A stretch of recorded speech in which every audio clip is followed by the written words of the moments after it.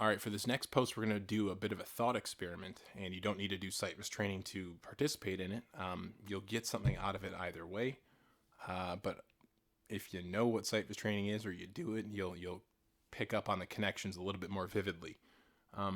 In sightless training, we have something called the cipher, and that is like our 10 commandments, if you will, of how to do sightless training correctly, and like the rules to abide by to have the proper etiquette, to know like what to do and what not to do on the turf.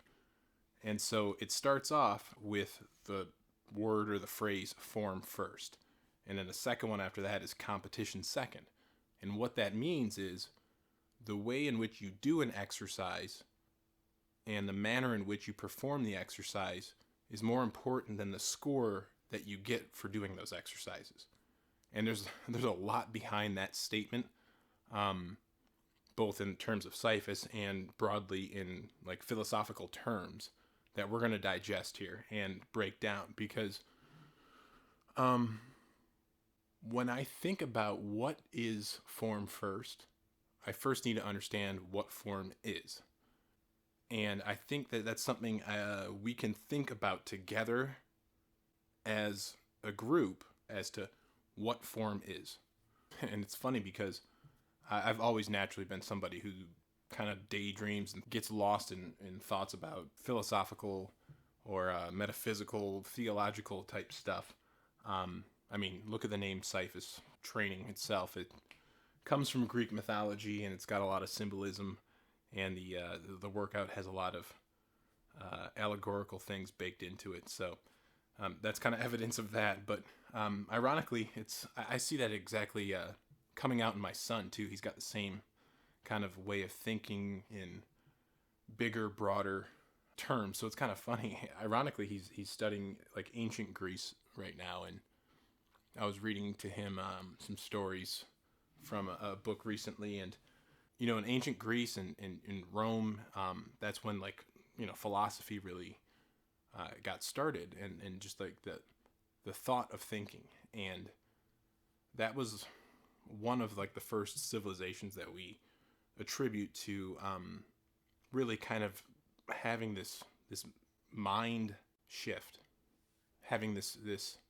contribution to society where thinking about abstract terms and maybe the intangible or the untouchable has value. And it came about really because they were one of the first civilizations that had the leisure time, if you will, to think about these things. They didn't have to, you know, hunt and gather. They were a more advanced society to where they didn't have to think about daily providing for themselves or their family, or like having to go out and actually do it. They had the time to sit and ponder, if you will. So you would think with the advance of technology, and you know, that was 2,000 years ago, and here we are with all this technology, we'd have more downtime to think about these things and the substance of thought and existence and consciousness.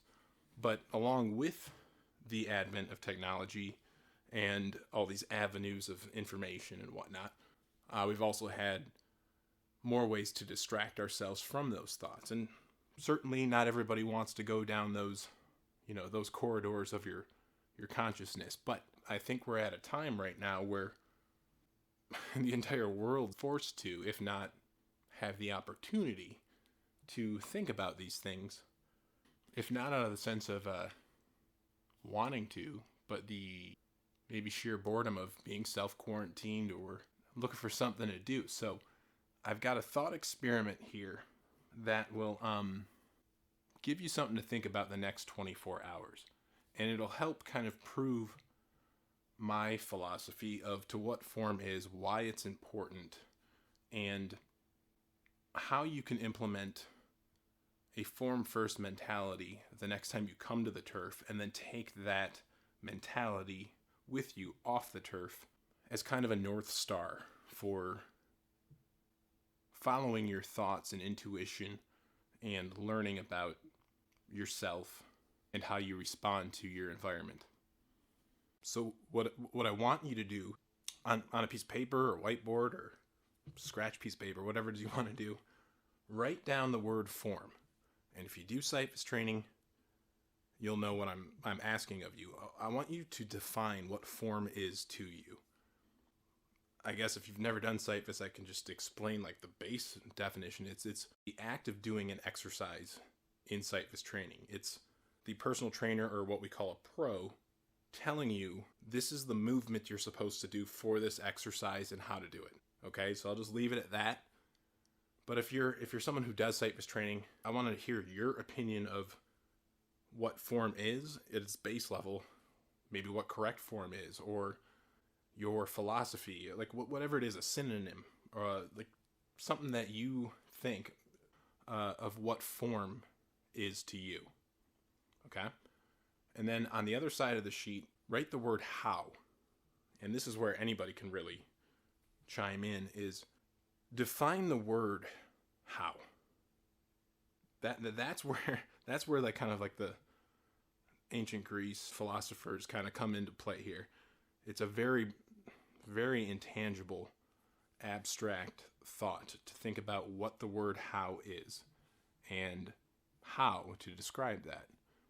And it's important that you don't go look up in the dictionary like what the word how is defined. I want you to actually think about it. Sit with this, these two words, form and how, and sit with it and think about it, because that's where you're going to draw something from this that's a little bit more vivid, because it's going to allow me to kind of show you my thoughts on form and my thoughts on how and how they're related, and the ability that Cyphus training has to connect the physical act of exercising to the intangible intentions behind the actions that you do off the turf. And I know that's getting, again, heady, but I think that will add a lot of substance to the posts that are to come, and a little bit of foundation to some of the things that I want to connect, some dots that I want to connect. So for now, until the next post, share with us your definitions of what form is and the definition of what how is. And I'd love to see your take on it. Feel free to post a video or a picture of what your list is on this thread, or just type it up. And what I'm going to do is, my next post, I'm going to show you my board as to what I think form is and how is. And I'm going to take some of your responses, kind of kick that around. And then I'll pull out some of the key points that I think can help us further the discussion of what form is, how the form first mentality is so important, why it's the staple of Cyphus training, at least in my hopes, and how you can use both Cyphus training and the form first mentality to assist you both on and off the turf. So yeah, go ahead and sit down with those two words, put on some music that makes you, think inward, a little more introspective. I mean, like those Greek philosophers, I think right now we've all got the time to kind of think about those bigger things, and I think it could have the potential to draw a deeper discussion to what form is and why it's important.